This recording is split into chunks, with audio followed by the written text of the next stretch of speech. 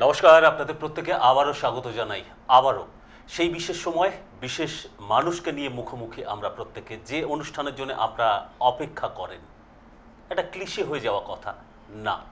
Practically যারা followers, practically যারা social media প্ল্যাটফর্মের সাথে এই টিভি শো ফলো করেন, তারা জানেন এবং রেগুলারলি এই অনুষ্ঠানটা দেখেন। এটা তো গেল অনুষ্ঠানের সম্বন্ধে কিছু কথা।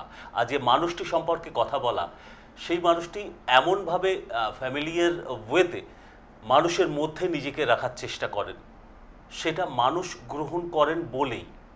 আর তার সাথে তার মধ্যে সেই গুণাবলী আছে বলেই আপনারা গ্রহণ করেন।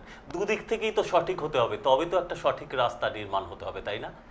অপশান আমাদের সামনে অনেক আসতে পারে, বিভিন্ন রকম আমাদের চোখের বাইরে, মানে চারিদিকে নানা রকম প্রয়োজনের সময় আমরা অনেককেই হাতে পেতে পারি। কিন্তু আচার্য আবির শাস্ত্রী কেন? আচার্য আবির শাস্ত্রী যেখানে অ্যাস্ট্রোলজি, বাস্তু, নিউমেরোলজি সাবজেক্ট বিভিন্ন রকমভাবে ইউটিলাইজ এবং তার আগে বিশ্লেষণ, তার আগে ফলাদেশ, সমস্ত কিছু নিয়ে মানুষের পাশে থাকতে চেষ্টা করেন, তো সেই মানুষটিকে আপনারা গ্রহণ করেছেন, গ্রহণ করে চলেছেন। নিত্য নতুন আমাদের ভিউয়ার্স, ফলোয়ার্স যোগ হচ্ছে, আপনারা সেই কথাটা জানাচ্ছেন, এই পর্যন্তও ঠিক আছে। কিন্তু এই সমস্ত কথাগুলো, অনুষ্ঠানের সম্পর্কে প্রশংসাসূচক কথা, অনুষ্ঠান যার তার সম্পর্কে প্রশংসাসূচক কথা, সমস্ত কিছুতে জল ঢেলে দেওয়া যেতে পারে, এবারে জল পড়ে যেতে পারে, যদি তার সেই যথাযথ যোগ্যতাটা না থাকে। আর আপনাদের চোখকে ফাঁকি দেওয়ার মতো বোধহয় কারোর শক্তি হয়নি। আপনারাই একেবারে জনতা জনার্দন কথাটার সার মর্ম আপনারা বুঝিয়ে দেন। যাকে গ্রহণ করার তাকে গ্রহণ করেন, যাকে বর্জন করার একেবারে নিমেষে বর্জন করে দেন। একজন মানুষ যে শাস্ত্র নিয়ে কাজ করছেন, সেটা মানুষের কতটা কাজে লাগছে। বাস্তুশাস্ত্রের কথা যদি বলি, আমরা অনেকেই ইম্পর্টেন্স দিই, অনেকে দিই না। কেন দিই না, এই প্রশ্নটা যদি মনের মধ্যে কখনো ভাবে, আর যদি মাথায় জাগে যে কেন ইম্পর্টেন্স দেব, সেটা কতটা কাজ করতে পারে, তাহলে আপনাদের প্রত্যেকের উদ্দেশ্যে আহ্বান থাকবে আজকের এই অনুষ্ঠানটা দেখুন। কিন্তু দেখার সাথে সাথে অনুষ্ঠানের মূল পর্বে আগে প্রবেশ করতে হবে, তবেই তো দেখে সেই ধারণাটা প্রপার তৈরি করতে হবে, তবেই সেই ধারণাটা পেতে পারবেন। এবং তার পরবর্তীকালে সময়কে কাজে লাগিয়ে, যদি মনে করেন হেল্পলাইনের দরজা খোলাই রয়েছে, নাম্বারটা নোট করে রাখতে পারেন। কিন্তু কেন রাখবেন, সেই প্রশ্নটাও প্রথমে উত্থাপন করে দিলাম। তারপরে অনুষ্ঠান সারাক্ষণ দেখার পরে শেষে কি মনে হয়, আপনাদের ফিডব্যাক জানার অপেক্ষাতেও থাকলাম। আত্মবিশ্বাসের সাথে আমরা জানি আপনাদের কাছ থেকে কি ফিডব্যাক আসতে চলেছে, কারণ আপনাদের ভালোবাসাতেই এই অনুষ্ঠানের সাফল্য, এই অনুষ্ঠানের মধ্যমণি যিনি, তার সাফল্য। অনেক কথার পরে এবার তার কথা, আচার্য আবির শাস্ত্রী। আসুন তাকে আগে সকলে মিলে ওয়েলকাম জানানো যাক। নমস্কার স্যার। নমস্কার। সফলতার দিশারি অনুষ্ঠানে আপনাদের সকলকে জানাই স্বাগত। সফলতার দিশারি মানুষের ভালো থাকার অনুষ্ঠান, মানুষকে ভালো রাখার অনুষ্ঠান। এই অনুষ্ঠানে মূলত আমরা আলোচনা করে থাকি অ্যাস্ট্রোলজি এবং বাস্তু নিয়ে।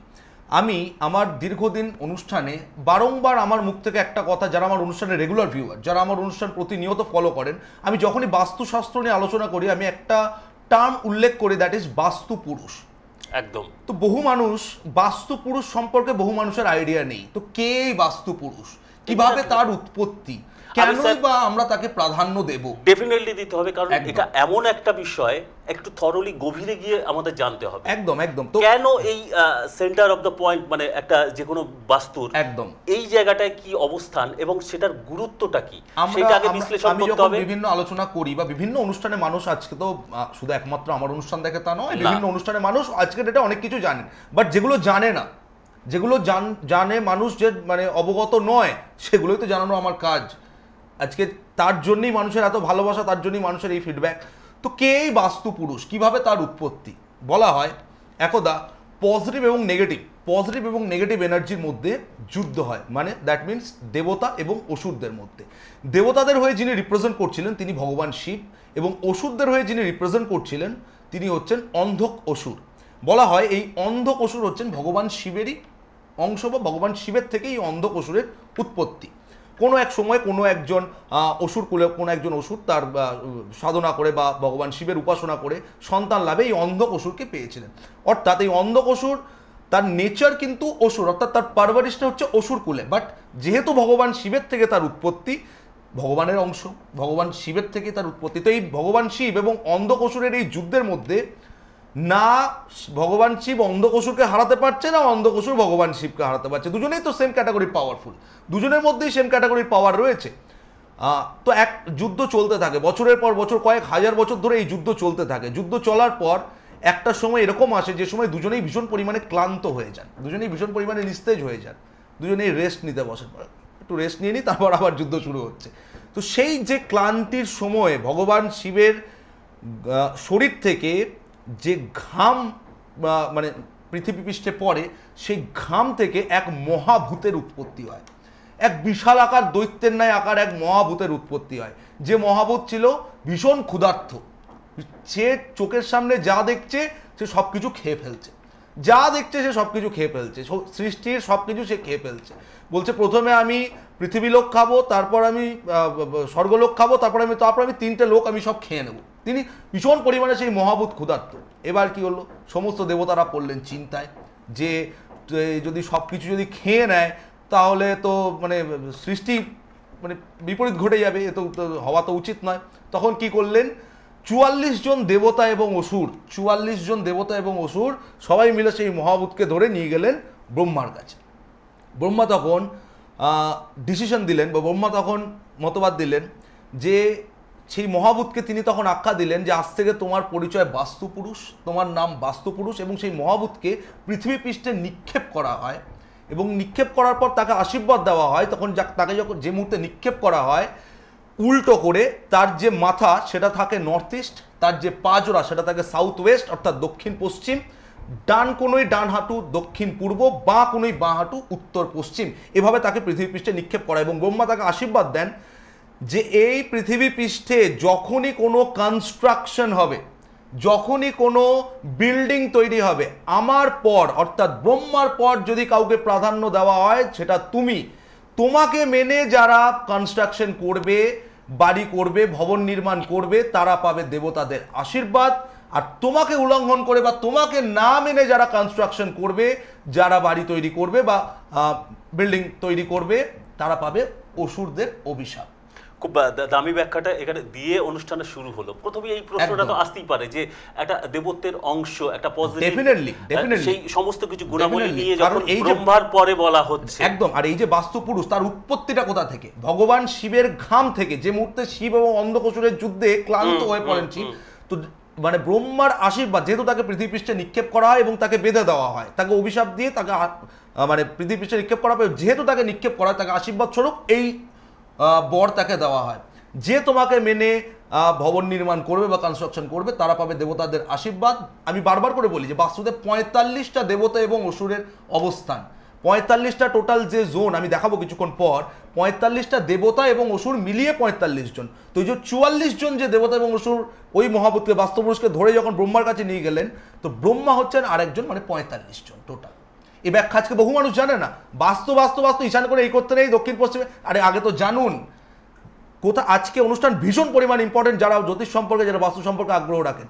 তো আমি বারবার করে বলেছি নর্থ ইস্ট, আমি একটুখানি রিকোয়েস্ট করবো টিভি স্ক্রিনে আপনাদেরকে বাস্তুপুরুষের ডায়াগ্রামটা দেখানোর জন্য। আপনারা এই মুহূর্তে দেখতে পাচ্ছেন উত্তর পূর্বে দেখুন সাদা হোয়াইট কালারে যেটা রয়েছে, উত্তর পূর্বে বাস্তুপুরুষের মাথা। আমি বারবার করে বলেছি ঈশান কোণ যেটা বাস্তুপুরুষের মাথা, দক্ষিণ পশ্চিমে বাস্তুপুরুষের পা জোড়া। এই অবস্থায় বাস্তুপুরুষকে নিক্ষেপ উল্টো করে, মুখটা মাটির দিকে। এইভাবে আমাদের বাস্তুতে কিন্তু বাস্তুপুরুষের অবস্থান করা হয়। যখন যে কোনো ল্যান্ড, এনি ল্যান্ড, এবং এই যে ছোট ছোট খোপ খোপ করে যে ঘরগুলো আপনারা দেখতে পাচ্ছেন, এগুলো হচ্ছে আমাদের বাস্তুতে বিভিন্ন দেবতা এবং অসুরের অবস্থান, টোটাল 45টা। ঠিক যে মিডিল জায়গাটা, যেটা আপনার বাস্তুর কেন্দ্র, যেটা আপনার বাস্তুর মিডল পয়েন্ট, সেটা হচ্ছে ব্রহ্মস্থান আমরা বলি। বাস্তুর কেন্দ্রকে আমরা ব্রহ্মস্থান বলি কেন? কারণ সেখানে ব্রহ্মার অবস্থান। যে কোনো ল্যান্ড যখন ফাঁকা পড়ে রয়েছে, এনি ল্যান্ড, সেখানে বায়ুমণ্ডলের অবস্থান রয়েছে। বাট যে মুহূর্তে সেই ল্যান্ডের চারদিক ঘিরে দেওয়া হলো, ওয়াল তুলে দেওয়া হলো, তখনই কিন্তু সেখানে বাস্তুপুরুষের অবস্থান তৈরি হয়ে গেল। ডেফিনেটলি খুব ইম্পর্টেন্ট একটা জায়গা। যথারীতি এই অনুষ্ঠানে আপনি যে ডেলিভার করেন সেটা প্রত্যেকের কাজে লাগে, সেটা দিয়ে আবারও আজকের অনুষ্ঠান সূত্রপাত হলো। কিন্তু এই অনুষ্ঠানে আরেকটা বৈশিষ্ট্য, মানুষ কথা বলতে চান ডেফিনেটলি। তো একজন কানেক্ট করেছেন আমাদের ওভার টেলিফোন, তাকে ওয়েলকাম জানাতে চাইবো। কে আছেন? নমস্কার। হ্যালো, নমস্কার। আমার নাম হচ্ছে অরূপ সাহা। কোথা থেকে বলছেন আপনি? খড়গপুর থেকে বলছি। আপনি এই অনুষ্ঠানে আগে কতদিন দেখছেন সেটা একটু জেনে নিতে চাইবো। আমি দাদার অনুষ্ঠান অনেক দিন ধরে ফলো করি। আমার ওনার প্রেডিকশন গুলো খুব দারুণ লাগে। আমি অনেক প্রেডিকশন শো দেখেছি, জ্যোতিষের শো দেখেছি, কিন্তু আমার আপনি শাস্ত্রীর শো আমার খুব ভালো লাগে। বেশ, আপনাকে এই জায়গায় থামাচ্ছি, মানে please don't take it otherwise. এই জায়গায় থামাচ্ছি, আপনি যে প্রেডিকশনের ওপরে জোরটা দিলেন, সেই প্রেডিকশনটা আপনার ক্ষেত্রে কতটা অক্ষরে অক্ষরে মেলে, যেটা আবির শাস্ত্রীর বড় বৈশিষ্ট্য, সেটা আগে সরাসরি প্রেডিকশনে যেতে চাইবো। আপনি কি আপনার সম্পর্কে জানতে চাইছেন? হ্যাঁ, আমি নিজের সম্পর্কে জানতে চাই। বলুন, আপনার ডেট অফ বার্থ ইনফরমেশনটা আগে দিন। আমার ডেট অফ বার্থ হলো 24 মে 1995। সময় বলুন। সময় 3:40 দুপুরে। আর জন্মস্থান কোথায়? জন্মস্থান খড়গপুর। আমি আপনাকে বলবো আপনি আগে প্রেডিকশনটা নিন, তারপর আপনার মতামত জানাবেন। যেটা দূর থেকে দেখেছেন নিজের সম্পর্কে প্রেডিকশনটা কতটা কিভাবে মেলে, সেটা আগে সরাসরি প্রেডিকশনে। ডেফিনেটলি এতদিন লোকের প্রেডিকশন শুনেছো, আজকে নিজের লাইন পেয়ে গেছো, লাকি আছে, নিজের প্রেডিকশন শোনো। বুধবার ছিল জন্মবার, হ্যাঁ বুধবার ছিল, তুলা লগ্ন, মীন রাশি, উত্তর ভাদ্রপদ নক্ষত্র, শনির দশায় জন্ম, গণ হচ্ছে নরগণ। প্রথমেই জন্মছকে ঢোকার আগেই যেটা বলবো, মীন রাশি বর্তমানে কিন্তু 7.5 প্রভাব চলছে। 1995-এ জন্ম, মানে বয়সটা হচ্ছে মোটামুটি 29+। কেরিয়ার তৈরি করার ক্ষেত্রে ভীষণ পরিমাণে স্ট্রাগল, যে অনুপাতে চেষ্টা সেই অনুপাতে কিন্তু কেরিয়ার তৈরি হবে না। পরিষ্কার কথা, 7.5-এর প্রভাব, টেনশন ডিপ্রেশন বাড়বে, শরীরের লোয়ার পার্ট, কোমর, হাঁটু, পা, চোটাঘাত, অ্যাক্সিডেন্ট, দুর্ঘটনার যোগ, ভীষণ পরিমাণে ফ্রাস্ট্রেশন, অ্যাংজাইটি, ডিপ্রেশনের লেভেল বাড়বে, কেরিয়ার তৈরি হবে না। লগ্নে রাহু, দ্বিতীয় বৃহস্পতি, পঞ্চম স্থানে শনি, ষষ্ঠ স্থানে চন্দ্র, সপ্তম স্থানে শুক্র কেতু, অষ্টম স্থানে রবি বুধ, একাদশ স্থানে মঙ্গল। টেকনিক্যাল বা ম্যানেজমেন্ট লাইন নিয়ে পড়াশোনা করার চার্ট, বাট হাজারো পড়াশোনা করে ফেললেও, হাজারো কিছু করে ফেললেও যতক্ষণ না ছক ব্যালেন্স হবে না, যথাযথ কেরিয়ার তৈরি হবে না। কিন্তু কি করছো? ঠিক প্রেডিকশন করছেন স্যার আপনি। আমি ম্যানেজমেন্ট লাইন নিয়ে এমবিএ করেছি। এমবিএ করেছো? 1 মিনিট দাঁড়া, আস্তে আস্তে। এমবিএ করেছো, তাহলে MBA গ্রাজুয়েশন করেছো, তারপর এমবিএ করেছো। তারপর এমবিএ করেছি। আজকের ডেটে বলি আজকের ডেটে আমি জানি তোমার সিচুয়েশন, বলতে হবে না, কেরিয়ার তৈরি হচ্ছে না মুদ্রা কথা, বা যে চাকরি জুটবে সে চাকরি একটা এমবিএ করা ছেলের কাছে সে চাকরি করাও যা, না করাও তাই, মানে সে লোককে বলতে পারবে না এমন চাকরি করো। কি করো বলো? একদম তাই করছি। আমি একটা নরমাল কোম্পানিতে এখন 12,000 টাকার চাকরি করছি। ঠিক আছে, স্যালারি বলতে হবে না, স্যালারি বলতে হবে না। একটা ছোট্ট কথা সুব্রতদা বোঝা উচিত এই জায়গায়, আজকে বহু মানুষের, বহু বাবা মায়ের ক্ষেত্রে, স্পেশালি বাবা মায়ের ক্ষেত্রে বোঝা উচিত, আজকের ডেটে এমবিএ একটা এক্সপেন্সিভ কোর্স, একটা এক্সপেন্সিভ পড়াশোনা, 2 বছর ইনভেস্টমেন্ট, তার সাথে লক্ষাধিক টাকা। ভালো জায়গা থেকে করতে গেলে মিনিমাম 6-7-8 লক্ষ টাকা খরচা রয়েছে। এদিক ওদিক বিভিন্ন জায়গায় হয়, আমি ভালো জায়গা থেকে, প্রপার জায়গা থেকে, যেখান থেকে মানুষ প্লেসমেন্ট পায়, স্টুডেন্টরা প্লেসমেন্ট পায়। তাহলে এত টাকা খরচা করার পর, 2 বছর ইনভেস্ট করার পর, যখন সন্তানের ক্ষেত্রে এই ক্যাটাগরির সিচুয়েশন তৈরি হয়, আউটপুটটা এইরকম কেন? সব থেকে বড় ডিপ্রেশন ওর রয়েছে, ডিপ্রেশন তো রয়েছে, সব থেকে বড় ডিপ্রেশন কার? বাবা মায়ের। কারণ একটা বাবা মা তার সন্তানকে সারা জীবনের রোজগার দিয়ে পড়াশুনো করায়, লোন করে পড়াশুনো করায়, জমি জায়গা বিক্রি করে পড়াশুনো করায়, জমি জায়গা বন্ধক দিয়ে মা সোনা বিক্রি করে পড়াশুনো করে। এই সব উদাহরণ, এগুলো বাস্তব কথা। যারা আমার কথার সাথে রিলেট করতে পারছে, ঠিক কথা বলছেন স্যার, যারা আমার কথার সাথে রিলেট করতে পারছে এই বিষয়গুলো, তারাই বুঝতে পারছে। বাট ডিপ্রেশনটা কখন আছে? যখন কেরিয়ার তৈরি হচ্ছে না। এর আরেকটা জিনিস আমি তোমাকে বলে দিচ্ছি, দেখো, তোমার যেটা বাড়ি, বাড়িতে থাকো না ফ্ল্যাটে থাকো? বাড়িতে থাকো। তোমার বাড়ির 2 জায়গায় ডিস্টারবেন্স হয়ে রয়েছে। Number 1, north side. আমি বারবার করে বলেছি, উত্তর দিক জল তত্ত্বের দিক। জল তত্ত্ব কি দেয়? Opportunity, career opportunities, business opportunities. তো উত্তর দিকে কোনো না কোনোভাবে জল তত্ত্বের জায়গায় অগ্নিতত্ত্ব গেছে। এবার অগ্নিতত্ত্ব কিভাবে যেতে পারে? হয় ওখানে কোথাও আগুন জ্বালাচ্ছ, নয় রান্নাঘরের অবস্থান রয়েছে, নয় ওখানে মিটার বক্স রয়েছে নর্থ সাইডে, নয় লাল রঙের অবস্থান। এর মধ্যে কি আছে বলো? রান্নাঘর আছে। কোন দিকে আছে? উত্তর দিকে তো? উত্তর দিকে আছে তো? Number 1। Number 2, south West, that is stability.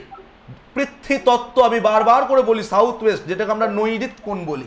Prithvi তত্ত্ব, আর্থ এলিমেন্ট। আর্থ এলিমেন্ট মানে কি? ভারী জায়গা। একটু আগে যেটা দেখাচ্ছিলাম, বাস্তু পুরুষের পা। দেখুন, একটা মানুষের মাথায়, আপনার মাথায় যদি আমি আজকে 50 কিলো ওজন চাপিয়ে দিই, দেখতে পাচ্ছেন বাস্তু পুরুষের পা, আপনার মাথায় যদি আজকে আমি 50 কিলো ওজন চাপিয়ে দিই, ডেফিনেটলি আপনি খুশি হবেন না। বাট আপনার পায়ে যদি ওজন চাপানো হয়, আপনার কি আরাম লাগবে। তাহলে বাস্তুতে ওয়েট চাপাতে হয় সাউথ ওয়েস্টে। এই সাউথ ওয়েস্ট কোনোভাবে হালকা হয়ে গেছে। হালকা হয়ে গেছে মানে সাউথ ওয়েস্ট মানে হয় ডাউন, নয় সাউথ ওয়েস্টের স্লোপ, নয় সাউথ ওয়েস্টের বাথরুম, কিচেন, কোনো ক্লাটার। কি রয়েছে সাউথ ওয়েস্টে? না, সেরকম তো কিছু নেই।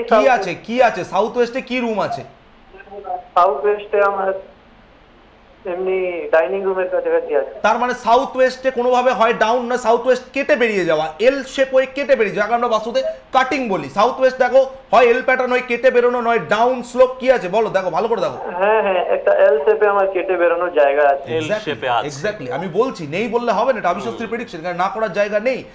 2-2 4ই হয়, 2-2 6 হবে না, 2-2 5ও হবে না। তো এটা হয়েছে, তার মানে তোমার এটাই হবে। তো কাউকে দেখিয়েছো কোনোদিনও ছক নিয়ে?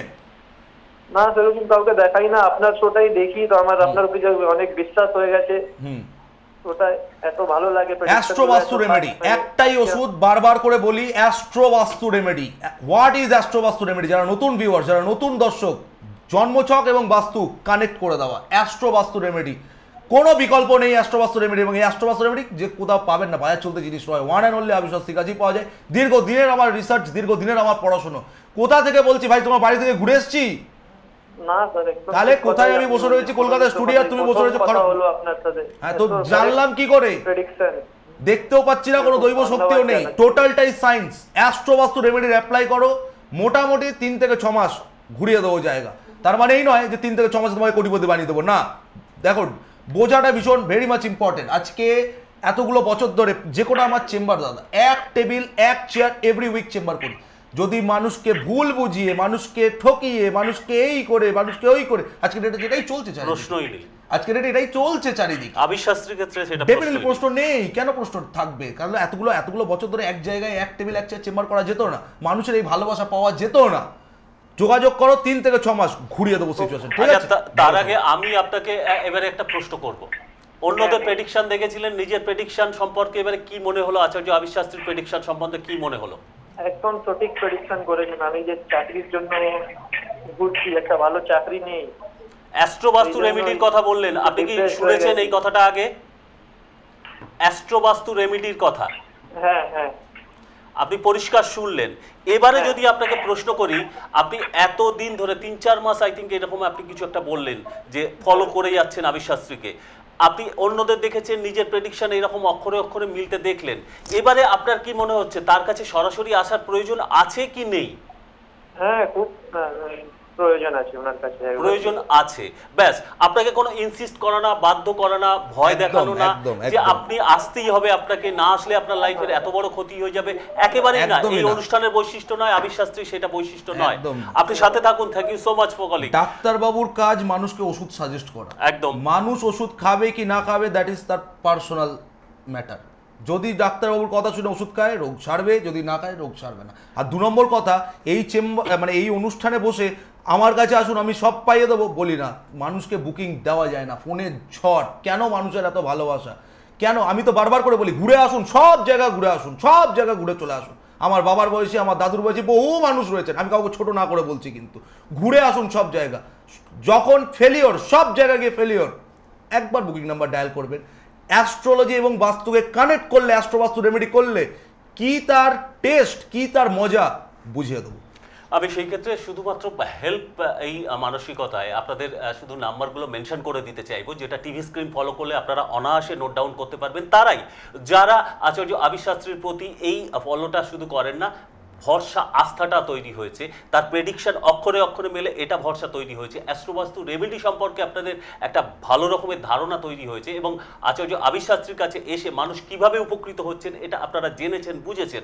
নিজেদের প্রয়োজনে, নিজেদের সমস্যায় যদি হেল্প নেওয়ার প্রয়োজন মনে হয়ে থাকে, তাহলে হেল্পলাইন নাম্বারে আপনাদের সহায়তা করতেই পারে। সেই নাম্বারগুলো বলে দেবো, টিভি স্ক্রিন থেকে নোট করে নিতে পারেন। 9577511011, দ্বিতীয় নাম্বার 8420789397, তৃতীয় নাম্বারও রয়েছে 6290070870। কোথায় কোথায় চেম্বার ইন ডিটেলস কলকাতা বা তার পার্শ্ববর্তী এলাকায় আপনারা এতদিনে জানেন। যারা এই অঞ্চল থেকে দেখছেন, সোমবার গড়িয়া, বৃহস্পতিবার ব্যারাকপুর, শুক্রবার বর্ধমান, মেচেদাতে শনিবার এবং রবিবার দমদমে। এগুলো তো আছেই। এর সাথে সাথে দূরবর্তী স্থান থেকে যারা দেখছেন, রাজ্যের বাইরে থেকে দেখছেন বা পশ্চিমবঙ্গের বিভিন্ন প্রান্ত থেকে দেখছেন, তাদের জন্য কি আচার্য আবিশ্বাস্ত্রী নয় বা তার পরিষেবা নয়? ডেফিনেটলি রয়েছে। যারা আগ্রহী তাদের জন্য আনন্দের সঙ্গে বলতে চাইব, শিলিগুড়ি, কোচবিহার অবশ্যই পৌঁছে যাচ্ছেন তিনি। কৃষ্ণনগর, বহরমপুর, দুর্গাপুর, মালদাতেও পৌঁছে যাচ্ছেন। এর পাশাপাশি রাজ্যের বাইরের কথা যদি বলেন, জামশেদপুর, গুয়াহাটি, আগরতলা ডেফিনেটলি পৌঁছাচ্ছেন তিনি। আর অবশ্যই ধানবাদ, এর কথাও ভুললে হবে না, পড়শি রাজ্যের কথা। আর দিল্লি, মুম্বাই, ব্যাঙ্গালোর এই জায়গাগুলো তো ডেফিনেটলি তিনি পৌঁছচ্ছেন। তবে তিনি পৌঁছাচ্ছেন, আপনি কি পৌঁছাবেন? আপনার কি প্রয়োজন আছে? আপনি কি আচার্য আবির শাস্ত্রীর প্রতি ভরসাটা রাখছেন? অ্যাস্ট্রোবাস্তু রেমেডির কথা বারে বারে উঠে আসে, তার প্রতি ভরসা রাখছেন? যদি এখনো তৈরি না হয়ে থাকে, সারাটা অনুষ্ঠান সাথে থাকতে আবারও অনুরোধ করব। অনুষ্ঠানের মূল পর্বে আবারও কানেক্ট করব। আমি এই জায়গাটায়, আপনি একটু আগে বলছিলেন এই যে বাস্তু পুরুষের নিয়ম মেনে যারা বাস্তু না করেন তাদের ক্ষেত্রে নেগেটিভিটি তৈরি হতে পারে।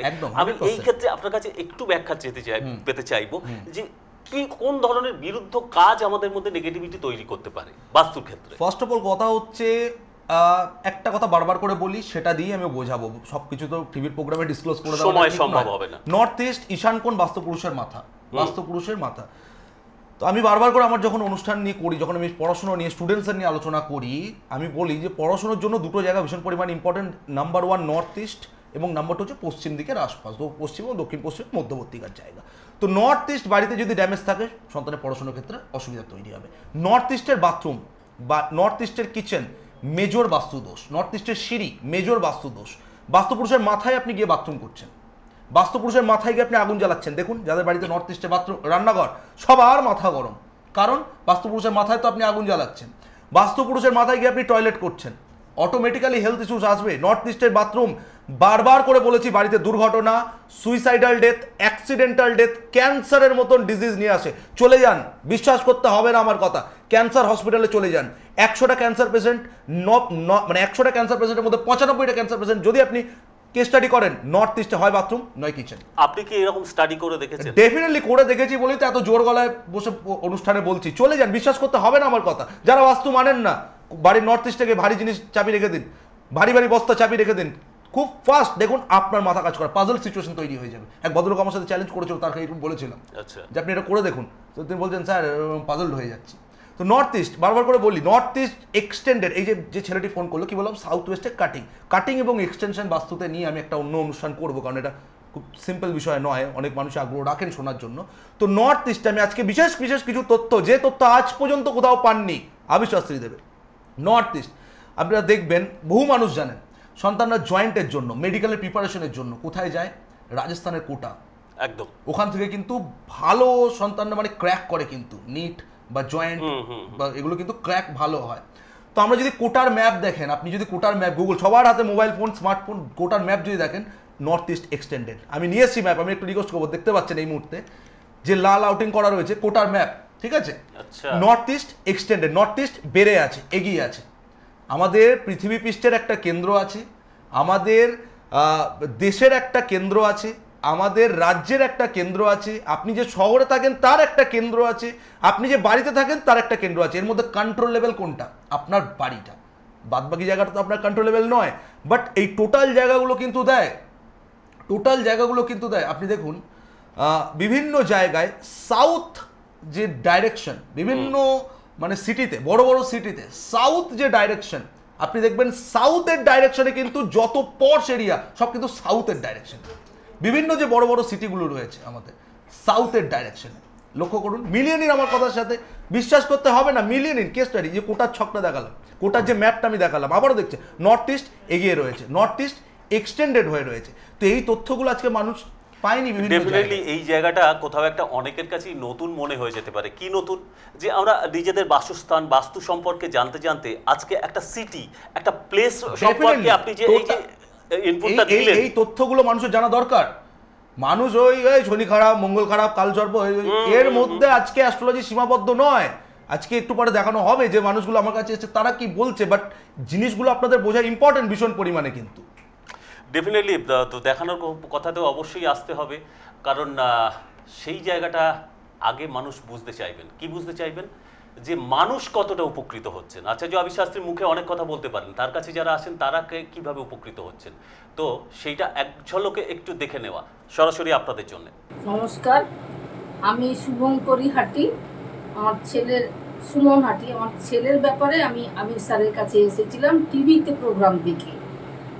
আমার ছেলে প্রায় 1.5 বছর ধরে পড়াশোনা করতে, মেকানিক্যাল ইঞ্জিনিয়ারে যাদবপুর ইউনিভার্সিটিতে, কিন্তু খুব ডিপ্রেশনে চলে গেছিলো, পারছিলাম না ছেলেকে নিয়ে কী করবো, খুঁজে পাচ্ছিলাম না। টিভি প্রোগ্রাম দেখে আমি আবির স্যারের কাছে এসে আমি খুব উপকৃত হয়েছি। 1.5 বছরের পরে ছেলে আমার কাজও করছে, ছেলের মাথা অনেক ফিরে গেছে। আর তার জন্য স্যারের কাছে আমি উপহার নিয়ে এসেছি খুশিতে দেওয়ার জন্য। আপনি কতদিন আগে এসেছিলেন?